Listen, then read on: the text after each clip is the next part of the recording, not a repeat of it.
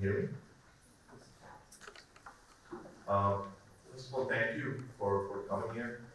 Dr. Sriram for providing me this opportunity, Saurav as well and the Institute, providing me this opportunity to address such an audience. I think the title for today's discussion is on the role of importance of civilizational linkages, I think, to economics. I think that's a challenging title for any speaker. And I think what I would try to do is I would try to talk first about the book, what this book entails, what are some of the challenges of the book, the Arthashastra itself. And in that process, I will eventually come to the need for understanding our sort of past to understand economics of today. The Arthashastra is a very unique text. Why do I call it a unique text? Because very, very few ancient texts talk about the idea of wealth creation so directly. There is a reason why it's called the Arthashastra. The primary focus of Kautilya's Arthashastra is about wealth creation. It's about the idea of economic prosperity and why economic prosperity is sort of foundational to both political and socio-economic success. Having said all this, it took me 5 years to sort of do this book. So, it's a long time for any sort of book, but there are a variety of challenges. First of all, the number of books related to economics of Kautilya is very limited. To put it bluntly, there's just one book prior to this on Kautilya's Arthashastra, but that's an academic book by Professor Balveer. I think you guys should probably Google search that and have a look. And besides that, this is probably the second or third book on the subject. So what I'm trying to say is there's a huge dearth of literature on this subject. Generally, when you do research in subjects, you sort of, there's a lot of literature available, you work on the literature, you modify, and then you sort of, take your research forward. But in this case, everything is sort of, new in that sense. So the prior literature on the subject is very limited. It's also in a language in Sanskrit, which is, which not all of us are aware about. So one needs an understanding of the language. I do have some prior knowledge of the language. And more importantly, engaging with scholars who can translate the text in a way that is understandable to us. So that's the first sort of challenge, right? And the second challenge is about sort of context or sort of creating a framework, because the Arthashastra text has many chapters. It has chapters on law and justice, it has chapters on economics, it has chapters on statecraft, it has chapters on foreign policy. And then there are a lot of ideas which are intermingling everywhere in all these chapters. So an endogenous or a translator can just give you the translation, but the subject matter expert in these chapters, need to go into each of these chapters, sort of extract the subject matter expertise. So since I am into economics and finance, I sort of bring that expertise to the table. So the second challenge is to bring that expertise and then derive a framework, because generally textbooks, that you read for economics in your classes, there is a theory which is available, whether it is, say, Keynesian theory or the laissez-faire system. There's a particular theory, and then there's an output based on that theory. But what we have here in the Arthashastra is the output is already given. Meaning Chanakya or Kautilya has given a set of principles and ideas from his practical experience. So one has to derive the theory based on the output. So it's sort of going backwards to derive the framework. So you need to first find a set of consistent ideas across the text, which are consistent, and then you have to sort of try to understand a framework. So that's where the idea of dharmic capitalism comes into play. So my theory or contention is that Kautilya based his ideas on the idea of dharma as foundation. So, what do I mean by the idea of dharma as foundation? Um, in a conventional macroeconomy, we have the state, then we have the market, right? The state, in very simple terms, intervenes in the economy in a variety of ways. They usually increase taxes, they build infrastructure, they sort of trigger spending through stimulus and a variety of other features. The same with the market. The market has its own sort of gyrations, goes ups and downs. Capital comes in, capital goes out through the market. But Kautilya, his argument is that, if the role of dharma is central to his worldview, in the sense that he feels if there's a more dharmic society, then it can self-correct both the state and the market. So, for example, if there's corruption in the state, this can address the issues of corruption in the state. The same thing with the market as well. So, in that sense, it sort of liberates both the state and the market. So, I define Kautilya's view of dharma by three buckets on ethics, responsibilities, and a global sort of worldview. And then that maps on to wealth creation, because he was central on wealth creation through a sort of an internationalist approach. He was willing to engage with the world. The role of the state, it was a strong state, but that doesn't intervene or micromanage. And the idea of sustainable growth, Kautilya talks a lot about the idea of sustainable growth, the need to protect the environment, the need to keep the environment as central to any policy making during the Kautilyan time. So the idea of sustainable growth is also another feature of this dharmic capitalism which I'm speaking about. So this framework is what sets this book on to the rest of the chapters. So once you set the framework, the third challenge is again to, how is this relevant today? Because the fact that I'm coming and giving a lecture to policymakers and academics, without relevance, nothing is relatable. So the third challenge is to relate it to today's time. So what I do in the book is that there are chapters on, say, for example, trade, wealth creation, inequality, labor contracts, and sustainability. So in each of these chapters, there's a section which goes to Kautilya's times on how he deals with some of these challenges during his times. For example, on trade, what were some of the trade routes? What were some of the products that were traded? Why was the Greek current account deficit related largely to the printing of coins in India? There is evidence which says that the Greek current account deficit was impacted by the products and the coinage which was developed in India at that time. So these are some factors, which talk about a world which is fairly globalized, albeit with a lag, obviously, because of lack of technology and data and things like that. In the trade chapter, we talk about some of these things. What are some of the trade routes that were there in Bharat at that time? And what are some of the trade incentives given? Kautilya gives incentives for importers. He talks about tax breaks for investment.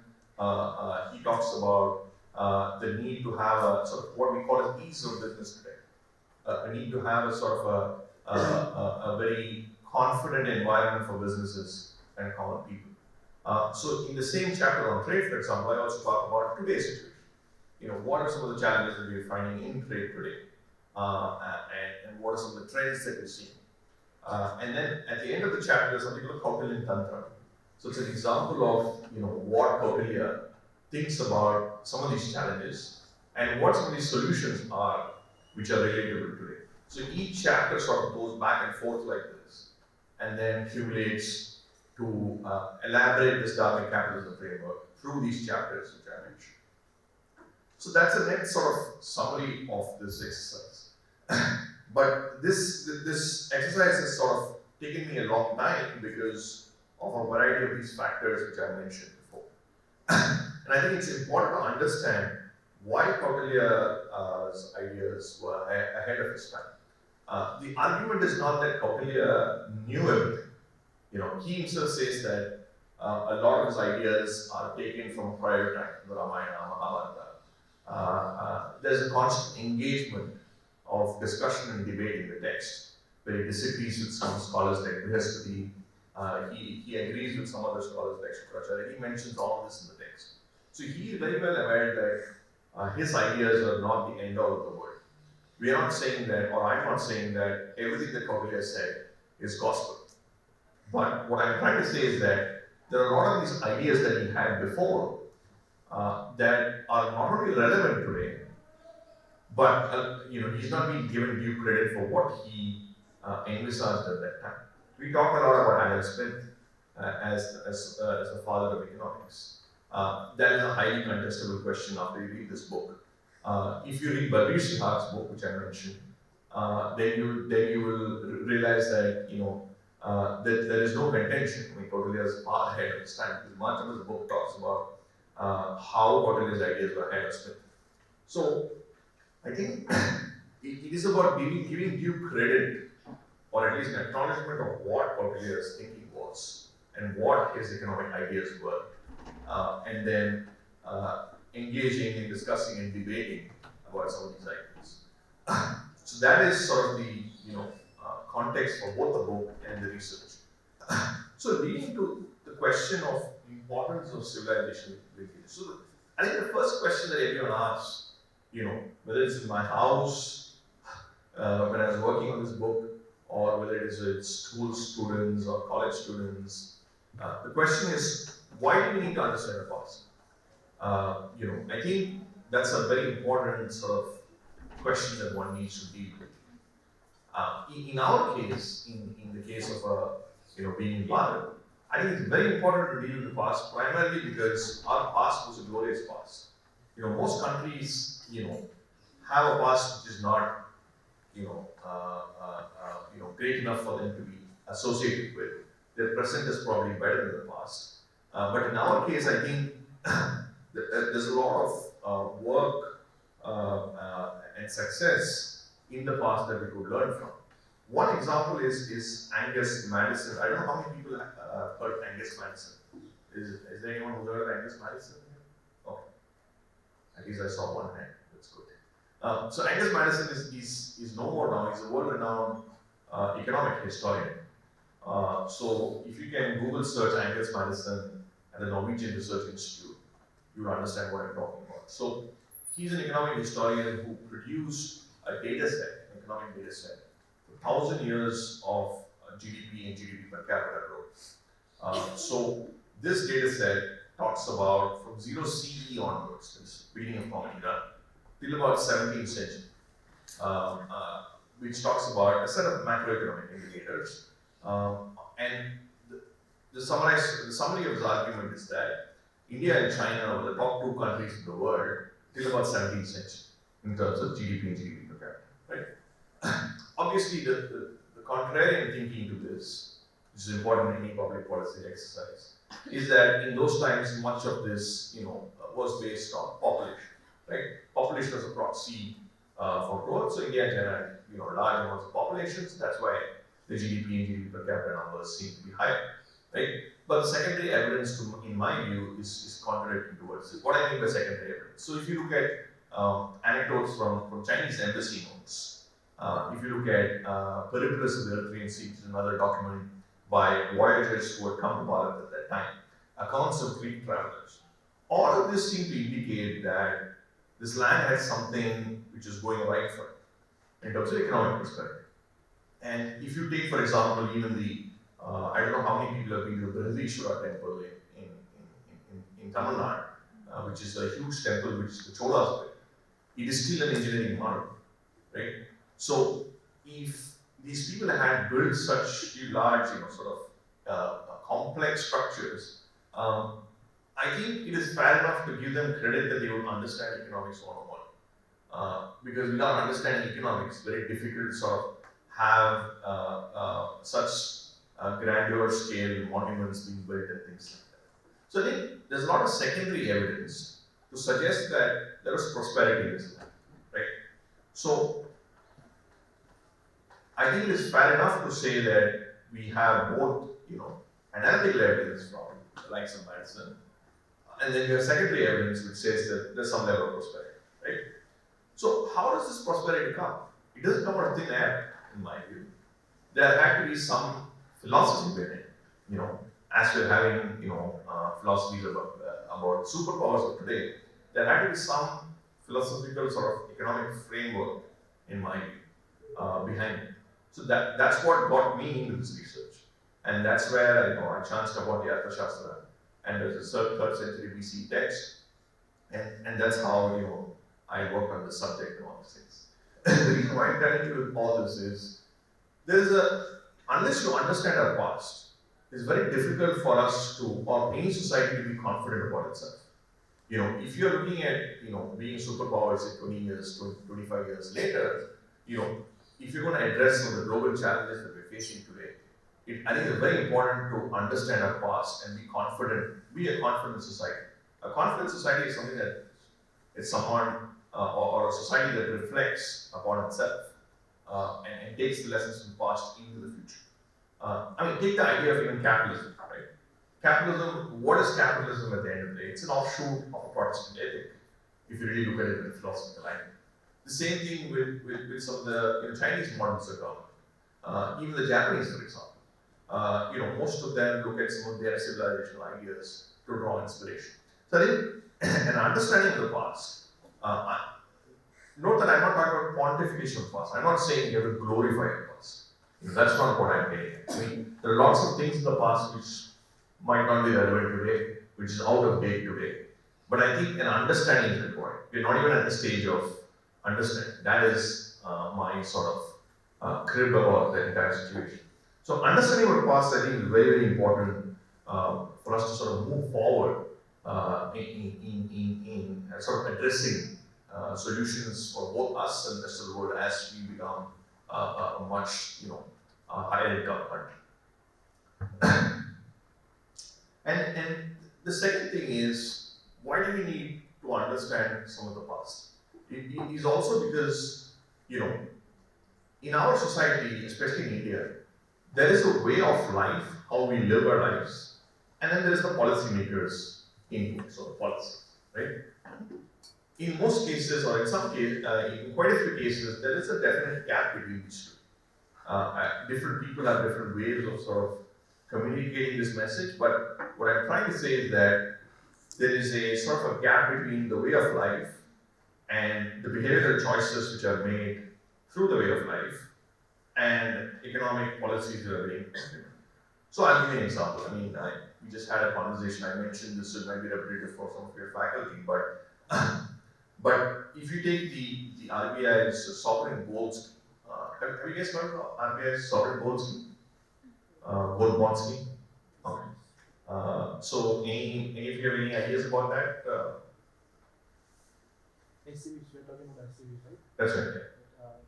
It gives sort of about 2.5 interest rate, Right. plus gold appreciation as well. It's about 5, 10, 15 years and so on. Correct. Thank you. So basically, he's right. So basically, you take your own gold, you go to the RBI through the scheme, you deposit your gold, and then say after 3, 4, 5 years of maturity, you get back with the premium, you get a new bunch of gold back. Right? So when this was first introduced, it wasn't a great success. So a couple of researchers took a survey among people who had invested in the scheme, and in that scheme, the single biggest reason why people said the scheme was not attractive was that Indian women felt that they wanted the same gold which they deposited back after 3 years, right? Because for some reason there is a cultural value to the gold that they deposit.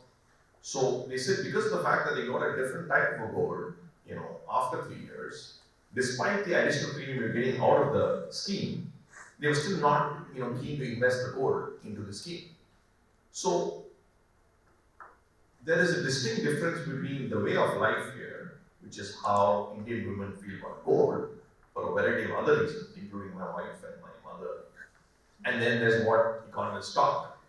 People like me who talk about, why gold is an unproductive asset, why you should invest in gold, all the lectures that probably professors give you. So there is a gap, right, between what the policymaker is trying to implement and what a behavioral choice based on a way of life is implementing itself on the ground, right?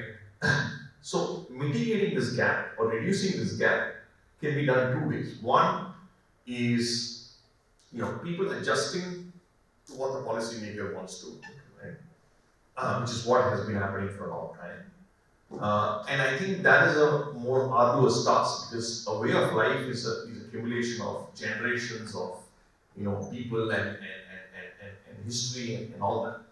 So it's much easier for the policymaker to sort of adapt to this way of life and tweak the policy in a way which is suitable to this way of life to make it more effective. At the end of the day, we want effective policies. Policies to be much more effective to people. So what I'm trying to say is there's definite gap.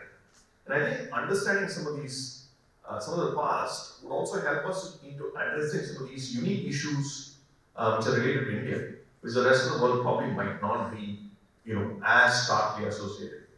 So I think addressing some of these gaps really helps us to sort of, learning some of the lessons from the past. It sort of helps us to address some of these gaps. So I think that is, as a policymaker, as an economist, I think that is another insight to see how some of these earlier thinkers sort of dealt with some of these questions.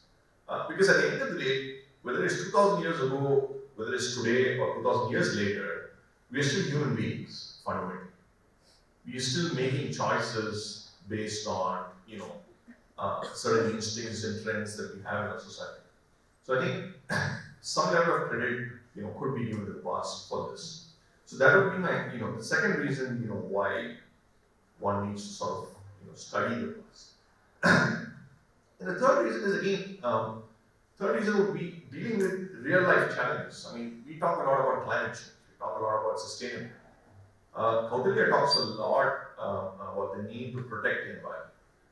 He gives, in those days, a lot of schemes were designed in a way to protect the forest, protect the neighborhood. He talks about societal responsibilities, family responsibilities, and the need to have a sustainable sort of approach and to building the economy itself.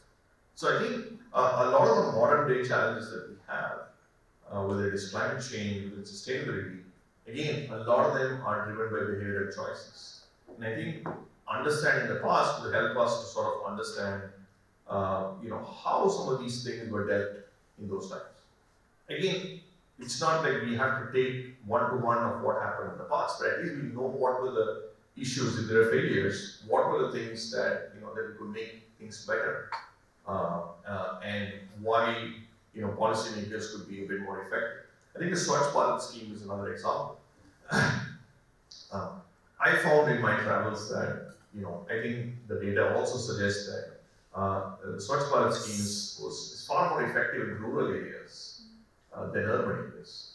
So if you go to Bangalore or Chennai or Delhi, you don't really see an impact as much as when you go to a rural area or Swachh Bharat in terms of cleanliness and things like that.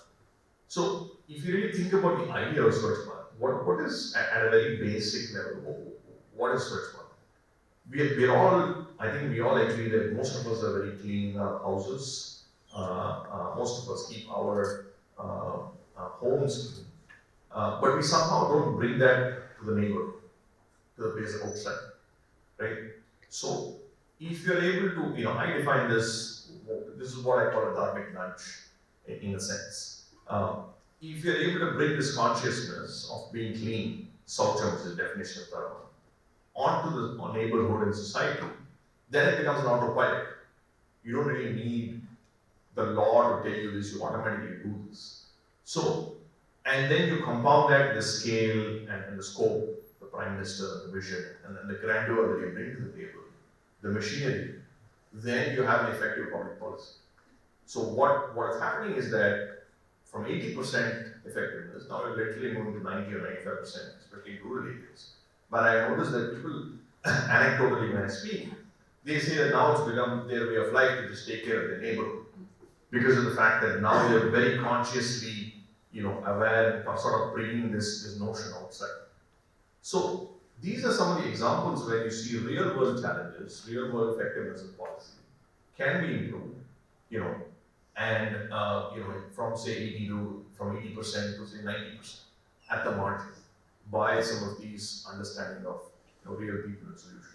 So I think dealing with the real world challenges is another area on the importance of civilizational linkages. And lastly, I think what all of this does is that it creates a sense of confidence among young people. Because if you're associating with the past, which is fairly successful, has a set of ideas which we talk about today, and if it's done with a certain analytical rigor, with research, then I think it is sort of a very good motivational element for people to sort of be proud of their past and then look for solutions in the future. So I think in conclusion, I would like to say that this book is just a start. I think the idea of the book is to engage in debate Kautilya and so that people can, there could be 10 books like this challenging some of the thoughts that I have in this book, but at least we have 10 books by then for you to refer and construct. And the complete irony is you wouldn't have heard about any of this in your school textbooks and in your college textbooks. So the fact that we're at a state where there's not even half a page of Kautilya in any of the economics textbooks needs to change. So I think this is an effort to sort of get people to start engaging, debating, and then at some point, getting the literature to the point where it's there in school textbooks and college textbooks, so that people are aware of this subject. I think that is sort of the goal of this book, and I hope that this continues so that there's not just Yati Shastra, there are various texts which are available. The Niti Shastra is there, for example. There are a lot of these ancient texts which have a lot of material, which is very relevant today. And more of this needs to be read and understood. And for public policy schools such as yours, sort of engage in a rigorous way on these subjects. So I hope this sort of provides a benchmark for that. I hope you sort of gain something from this discussion. If you have any questions, I'll be glad to answer some.